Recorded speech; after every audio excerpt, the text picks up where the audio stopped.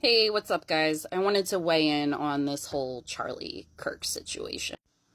Like many of the current events that we have been seeing, there are layers to this.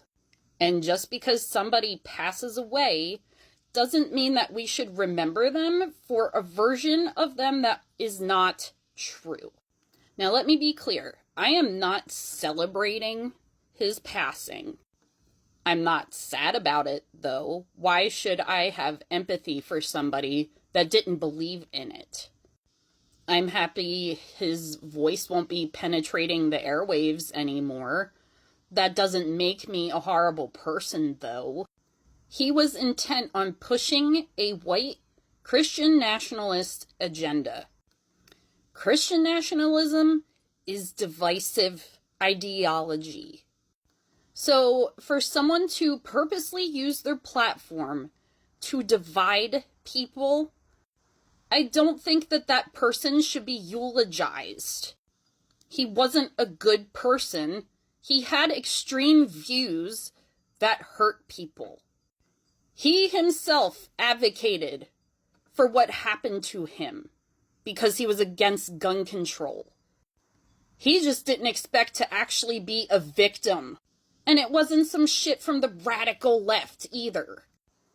I was pretty disappointed and disgusted to see Gavin Newsom's comment about honoring his memory by debating. In my opinion, I don't think Charlie Kirk ever really tried to debate people. He just tried to manipulate people into his way of thinking. So, a few things can coexist simultaneously. Alright, imagine that. What happened to him is bad and wrong, and I am not celebrating it. However, we cannot sugarcoat what this man stood for.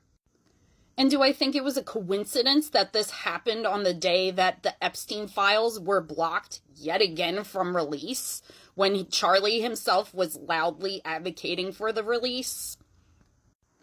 I digress, but we need to unite if we ever want to actually see some change in this country and stop blaming libs and woke.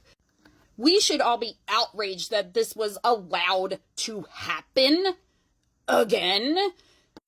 Even more so that there was a school shooting on the same day that this happened that barely got any coverage. And we have school shootings almost every single fucking day here in America. I'm hoping that this was karmic justice and cosmic justice in the way that everything played out.